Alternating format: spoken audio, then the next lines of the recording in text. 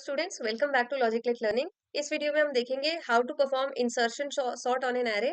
Previous दो videos में इस प्लेलिस्ट की हमने देख लिया है कि किसी भी अनसॉर्टेड एरे को बबल सॉर्ट और सिलेक्शन सॉर्ट की मदद से कैसे सॉर्टिंग करते हैं। आज हम उसी पे तीसरी सॉर्टिंग एल्गोरिदम लगा रहे हैं, दैट इज इंसर्शन सॉर्ट।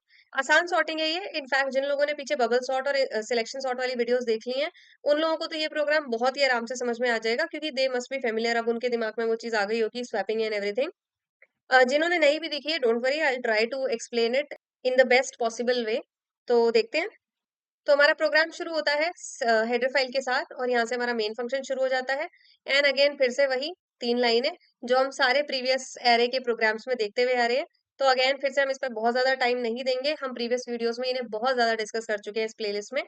सो क्योंकि जो व्यूअर्स इस प्लेलिस्ट को शुरुआत से फॉलो कर रहे हैं, उनके लिए फिर वीडियोस बहुत बोरिंग हो जाती हैं। तो मैं इसलिए जल्दी जल्दी इसको बता रही हूँ कि एक इंटीजर टाइप का हम एरे बना रहे हैं, जिसमें ये एलिमेंट सेव होंगे मेमोरी में। एक इंटीजर टाइप का एन वेरिएबल बनाएंगे, एन नाम का, जिसमें निकल के आएंगे एरे में कितने एलिमेंट्स हैं, एरे ने मेमोरी में टोटल कितना साइज ले रखा है, यानी कितनी बाइट्स ले रखी हैं। उन्हें डिवाइड करेंगे, एरे के एक एलिमेंट को सेव करने में कितनी बाइट लगती है। तो जब ये डिवीजन हम करते हैं, तो एरे में कितने नंबर ऑफ एलिमेंट सेव है, ये निकल के आ जाता है। और साथ में बनाएंगे कुछ वेरिएबल्स जिन्हें हम आगे यूज करेंगे। तो बना लेते हैं इन्हें फटाफट। तो मेमोरी के पॉइंट ऑफ व्यू से हमारी जो वेरिएबल्स हैं बन के हो गए हैं तैयार। जैसे ये लाइन एग्जीक्यूट हुई होगी, ये एरे इस तरह बन गया होगा।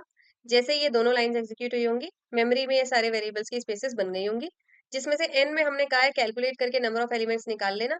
तो नंबर ऑफ एलिमेंट जो है कैलकुलेट होके 5 आ गए होंगे अपने आप। और अब बढ़ते हैं इंसर्शन सॉर्ट एल्गोरिदम के लॉजिक पे। तो इंसर्शन सॉर्ट पे काम करने से पहले एक बार जान लेते हैं कि ये काम कैसे करता है। बहुत ब्रीफ में जल्दी से देखेंगे, आगे आपको प्रोग्राम में खुद भी समझ में आ जाएगा। मान लीजिए एक एरे इस तरह से बना हुआ है।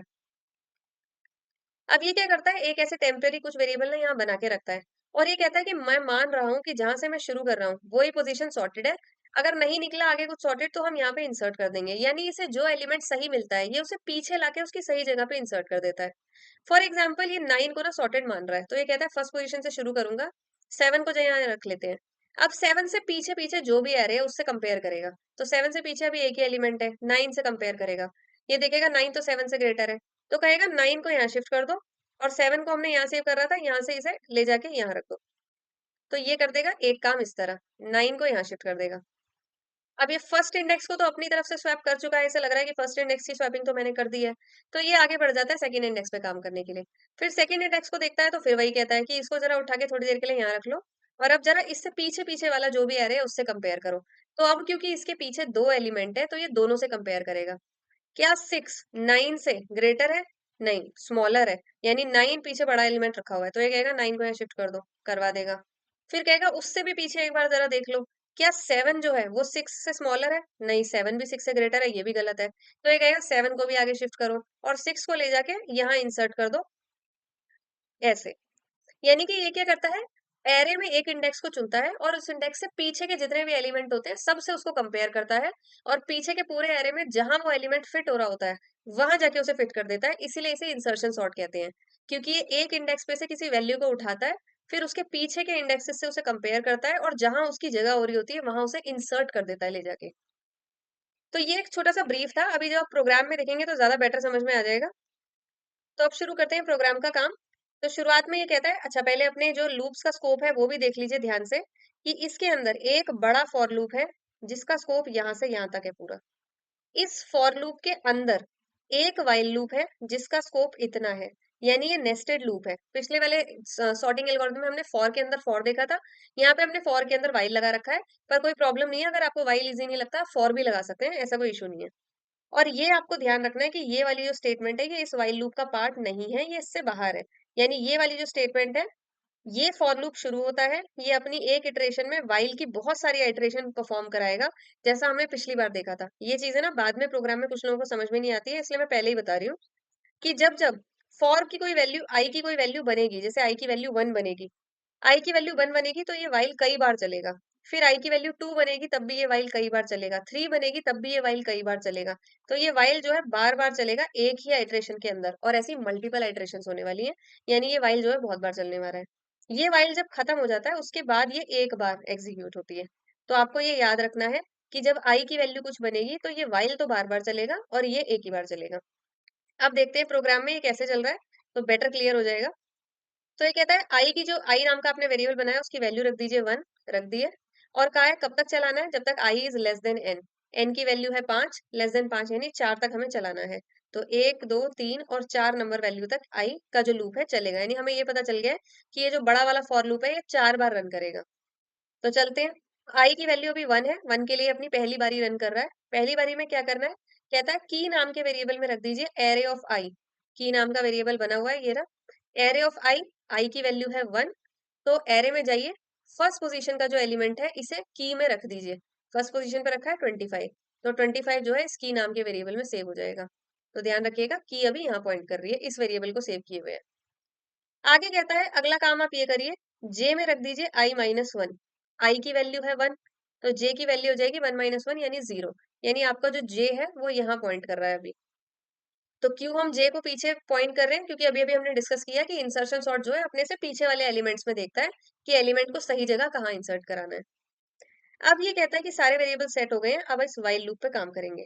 वाइल लूप पे क्या काम करना है, कहता है वाइल यानी जब तक जे की वैल्यू या तो 0 से ग्रेटर है या 0 के बराबर है। तो अभी हमारी जे की जो वैल्यू 0 से ग्रेटर तो नहीं पर बराबर तो है ही, यानी ये लूप अभी चलेगा। एंड लेकिन अभी एक चीज और है, एंड साथ में क्या, एरे ऑफ जे। जे की वैल्यू है 0, तो एरे ऑफ जे यानी ये 64। एरे ऑफ जे ग्रेटर हो की नाम से, की नाम के जो वेरिएबल में वैल्यू सेव है उससे ग्रेटर हो। तो हमें दो कंडीशन रखनी है, दोनों ही कंडीशन ट्रू होंगी तभी वाइल लूप चलेगा, नहीं तो नहीं चल पाएगा। तो देख लेते हैं क्या हमारी दोनों कंडीशन ट्रू है। हमारा जे जो है वो ग्रेटर देन इक्वल टू 0 है, पहली कंडीशन तो ट्रू है। दूसरी कंडीशन कहती है एरे ऑफ जे ग्रेटर होना चाहिए की से। एरे ऑफ जे है 64 क्योंकि जे अभी 0 है, की है 25 ग्रेटर है, बिल्कुल सही। दूसरी कंडीशन भी ट्रू है, तो दूसरी ट्रू है, तो ये दोनों काम परफॉर्म किए जाएंगे वाइल लूप के अंदर वाले। तो क्या काम परफॉर्म करना है, कहता है array of J plus one में रख दो array of J. Array of J plus one, J की वैल्यू आप देखेंगे अभी है 0, तो 0 प्लस 1 होता है 1। यानी ये कह रहा है एरे की फर्स्ट पोजीशन में रख दो। क्या रख दें, एरे ऑफ जे। जे की वैल्यू है 0, यानी एरे की 0th पोजीशन पे जो रखा है उसको फर्स्ट पोजीशन पे रख दो। रख देते हैं, यहाँ आ जाएगा 64। अब ये काम करने के बाद कहता है अब जे में कोई वैल्यू डाल दो। क्या वैल्यू डाल दे, जे माइनस वन। तो जे में अभी वैल्यू है 0, तो 0 माइनस वन करेंगे तो ये तो -1 आ जाएगा। तो जे में वैल्यू आ जाएगी -1, ठीक है। अब ये वाइल लूप दोबारा से जाएगा, क्योंकि हमने कहा है जब तक कंडीशन ट्रू रहती है ये, तब तक वाइल लूप चलते रहना चाहिए। तो देखते हैं कि आप दोबारा चल सकता है। दोबारा कंडीशन चेक करेंगे तो हमने कहा है क्योंकि एंड लगा हुआ है तो दोनों कंडीशनें ट्रू होनी चाहिए तभी लूप चल पाएगा। तो हमें तो यहाँ दिख गया पहली कंडीशन फॉल्स हो गई हमारी। हमने कहा था जब तक जे ग्रेटर या बराबर रहे 0 के तभी ये लूप चलाना है, एक कंडीशन ये भी है। तो यहाँ तो हमें दिख गया जे -1 हो चुका है, यानी अब तो ये लूप के दोनों काम हो ही नहीं सकते, कंडीशन पहले ही फॉल्स हो गई है। तो ये लूप से बाहर आ जाएगा। लूप से बाहर आएगा तो एक काम बता रखा है इसको करने के लिए, array of J plus one में डाल देना की जो वैल्यू है। जे है अभी -1, -1 में 1 प्लस करेंगे, -1 प्लस 1 तो ये आ जाएगा 0। यानी 0th पोजीशन पे डाल दीजिए। क्या डालना है, की में जो वैल्यू रखी हुई थी, की में रखा है 25, तो यहाँ आ जाएगा 25। तो अगर अब आप ध्यान से देखेंगे तो ये वाले जो दोनों एलिमेंट है ओरिजिनल एरे के, ये अपनी पोजीशन बदल चुके हैं। 25 पीछे की पोजीशन पे इंसर्ट हो चुका है पहली आइटरेशन में। स्क्रीन को मैं थोड़ा क्लियर कर देती हूँ। हम्म, तो आई की जो है ये लाइन एग्जीक्यूट होते ही ये वाला जो फॉर लूप था इसकी आखिरी स्टेटमेंट एग्जीक्यूट हो गई है, आई वन की बारी, यानी आई वन की बारी जो है खत्म हो गई है। अब आई टू बनेगा, क्योंकि ये तो एक लूप है, प्लस प्लस करते करते हमें 4 तक करवाना है इसे। तो अब आई बनेगा 2, आई की वैल्यू हो गई है 2। तो जब आई की वैल्यू 2 हो गई है तो अब देखते हैं। आई की वैल्यू 2 के लिए ये कहता है की में डाल दीजिए एरे ऑफ आई। अब आई की वैल्यू है 2, यानी सेकंड पोजीशन पे जाइए एरे में 2 पोजीशन पे, और यहाँ जो एलिमेंट रखा है इसको की में डाल दीजिए। तो यहाँ आप देखेंगे की में आ जाएगा 12। फिर कहता है जे में डाल दीजिए आई -1। आई की वैल्यू है अभी 2, 2 माइनस 1 यानी कि 1, यानी कि जे में डाल दीजिए 1। तो जे में आ गया है 1। फिर कहेगा वापस आ जाते हैं वाइल लूप शुरू करने। तो वाइल लूप कहता है तब तक चलाना है जब तक ये दोनों कंडीशन ट्रू हो। देख लेते हैं दोनों condition. J is greater than equal to 0, क्या जे 0 या 0 से ग्रेटर है, बिल्कुल है, जे में अभी 1 वैल्यू है तो ये कंडीशन तो ट्रू है। दूसरी देख लेते हैं, array of J is greater then की। जेथ पोजीशन पे जाइए एरे में, जे है 1 यानी फर्स्ट पोजीशन पे जाइए और देखिए क्या ये फर्स्ट पोजीशन पे जो एलिमेंट रखा है ये की से ग्रेटर है। की में रखी है 12, ग्रेटर है, बिल्कुल ग्रेटर है। यानी दोनों कंडीशन ट्रू हो गई हैं तो लूप जरूर चलेगा, ये दोनों स्टेटमेंट एग्जीक्यूट होंगी। तो एग्जीक्यूट होंगी तो क्या करेंगे, array of J plus one, J की वैल्यू है 1, यानी जे प्लस वन अब बन चुका है 2। तो सेकंड पोजीशन में एरे पे, यानी इस पोजीशन पे एरे पे रख दीजिए एरे ऑफ जे, जे है 1, तो यानी फर्स्ट पोजीशन का जो एलिमेंट है इसको सेकंड पे रख दीजिए, 64 को आगे शिफ्ट कर दीजिए, कर दिया है। अब कहता है j is equal to J minus one, J में जो वैल्यू है उसका माइनस वन उसमें सेव कर दीजिए, जे में है 1 तो 1 माइनस वन यानी कि 0, तो जे में वैल्यू डल जाएगी 0। अब पर क्योंकि इस बार हम जो है सेकंड इंडेक्स को टारगेट कर रहे थे, सेकंड इंडेक्स को चेक कर रहे थे, तो इस बार हमें पता है कि पीछे 1 इंडेक्स भी था कंपेयर करने के लिए और उसके पीछे 0 इंडेक्स भी है कंपेयर करने के लिए। तो हम अभी तुरंत ही जो है स्वैपिंग नहीं करेंगे 12 की, यहाँ पे हम एक बार चेक करेंगे कि ये वाला तो हमने देख लिया कि फर्स्ट पे जो था इसे आगे यहाँ शिफ्ट करना ही पड़ेगा, ये बड़ा एलिमेंट है। एक बार देख लेते हैं कहीं ये 0 पोजीशन वाला भी कहीं बड़ा एलिमेंट तो नहीं है, तो इसको भी आगे शिफ्ट करना पड़ेगा, क्योंकि 12 को अभी तो हम तुरंत ही फर्स्ट पोजीशन पे इंसर्ट नहीं कर सकते, क्योंकि उसके पीछे एक और पोजीशन एम्प्टी है। अभी देख लेते हैं कहीं वो उसकी सही जगह ना हो, क्योंकि इंसर्शन सॉर्ट का जो मोटिव है वो वही है कि पीछे की सारी पोजीशंस चेक करके बताओ कि कौन सी जो है परफेक्ट पोजीशन है उस एलिमेंट की जो हमने अभी की में उठाया हुआ है। तो अब ये जो है वापस जाएगा, क्योंकि ये तो वाइल लूप है, दोबारा जाएगा चेक करने कि दोबारा चेक करो क्या कंडीशंस अभी भी ट्रू है, लूप एक बार और चलाया जा सकता है क्या। तो चेक करेगा कि क्या j greater than equal to 0 है, हाँ j इक्वल टू 0 है, तो ये वाली कंडीशन अभी ट्रू हो रही है। सेकंड कंडीशन, क्या एरे ऑफ j की वैल्यू की से बड़ी है, j है 0, यानी एरे पे जो 0th एलिमेंट है ये, इसकी वैल्यू की से बड़ी है, बिल्कुल की से बड़ी है, की में तो 12 है, बिल्कुल ट्रू हो गई ये कंडीशन भी। अब ट्रू हो गई तो फिर से ये काम होगा, फिर से काम होगा तो क्या होगा, array of j plus one पे रख दीजिए j, जे की वैल्यू है 0, तो जे प्लस वन का मतलब है 0 प्लस वन यानी कि 1। तो एरे की फर्स्ट पोजीशन पे रख दीजिए वो जो भी एरे की 0th पोजीशन पे रखा है, यानी कि एरे की फर्स्ट पोजीशन पे रख दीजिए वो जो भी एरे की 0th पोजीशन पे रखा है, इसे आगे यहाँ शिफ्ट कर दीजिए, तो ये आ जाएगा यहाँ पे। तो आपने देखा इसी एक ही बारी में दो बार वाइल लूप चला। पहली बार वाइल लूप ने 64 को फर्स्ट इंडेक्स से उठा के सेकंड इंडेक्स पे शिफ्ट किया, दूसरी बार जब वाइल लूप चला तो उसने 25 को 0 से उठाकर फर्स्ट इंडेक्स पे शिफ्ट किया, दोनों नंबरों को आगे शिफ्ट कर दिया। क्योंकि ये तो वाइल लूप है तो ये तो तीसरी बार भी चलने की कोशिश करेगा, चेक करेगा।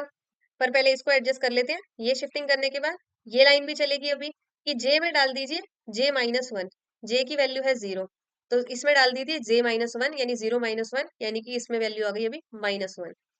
तो अब ये वाइल लूप है, दोबारा चलने की कोशिश करेगा, तो दोबारा घूम के जाएगा अपने लूप पे और देखेगा क्या अभी भी कंडीशन ट्रू है, अभी भी चल सकता हूं मैं। तो देखेगा क्या जे की value greater than equal to 0 है, नहीं, अब तो जे की वैल्यू -1 हो चुकी है, यानी यही कंडीशन यहाँ फॉल्स हो गई। और हमें पहले से पता है कि एंड ऑपरेटर लगा होता है तो दोनों ही कंडीशंस का ट्रू होना जरूरी है, तभी ये कुछ चल पाता है, एक भी गलत हो गई तो नहीं चलेगा। तो यानी कि अब ये काम जो है अभी नहीं चलेगा, तो ये काम नहीं चलेगा तो इससे बाहर आ जाएगा। बाहर आएगा तो इसे लास्ट लाइन मिलेगी एग्जीक्यूट करने के लिए। लास्ट लाइन कहती है array of J plus one में डाल दीजिए जो की में वैल्यू है, जे की वैल्यू है अभी -1, -1 plus one is equals to 0, यानी एरे की 0th पोजीशन पे डाल दीजिए क्या, जो की में वैल्यू है, की में वैल्यू है 12, तो यहाँ पर आ जाएगा 12। तो इस बार अगर आप ध्यान दें कि अभी हमारा जो चेंज एरे है वो बन चुका है 12, 25, 64, जबकि जो हमारा ओरिजिनल एरे था वो ऐसा था। यानी पहली बारी में इसने क्या किया था, जब हमने फर्स्ट इटरेशन चलाई थी तो इसने सिर्फ 64 को आगे शिफ्ट किया था यहाँ पे।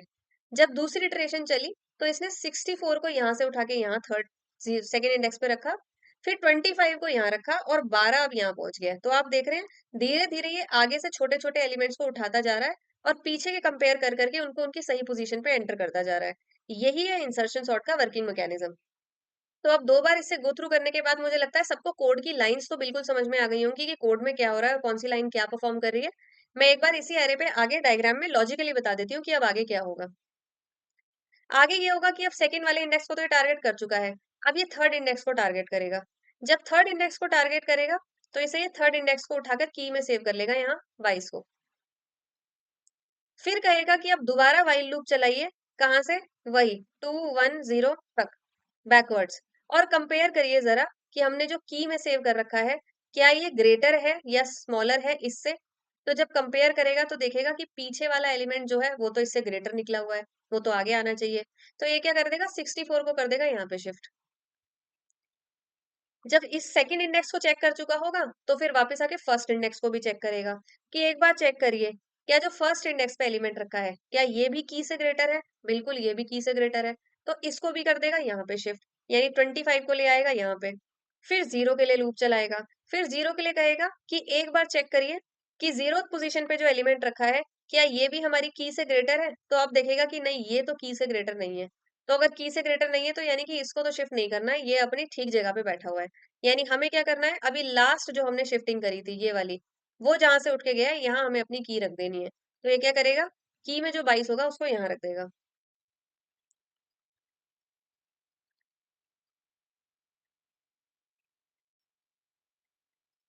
तो इस तरह आपके I3 की बारी भी खत्म हो जाएगी।